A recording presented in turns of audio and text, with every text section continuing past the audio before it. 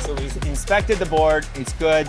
Now what do we do with this the wafer assembly? So what you see here is we've installed this brass manifold assembly. So this is a relatively complex cooling manifold, which essentially is designed to mate the wafer to the rest of the cooling loop in the computer system. It's a multi-level assembly that the team here sub-assembles. It's very, very critical that we assemble it so there's no leak and there's no potential for a coolant leak downstream overall. So this essentially mates the wafer to a water cooling system. Yeah, it essentially mates it to a pump-driven cooling loop that's internal to the computer system, where we continuously run an internal cooling loop just to manage the heat load on the wafer. What do we have here?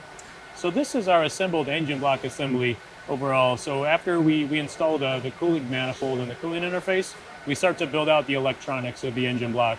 So what you'll see here is a bunch of printed circuit board assemblies, mostly responsible for the power delivery from the power supplies into the wafer. Okay, so which stage are we at right now, Jeff? So this is our chassis sub-assembly. So what you'll see here is the actual sheet metal chassis where the engine block will be installed to. So really, to finish out the computer system build, you'll have the engine block and then the chassis sub-assembly, and then the two will get married to each other as the next step before we do a final functional test and get it ready to send off to our customers.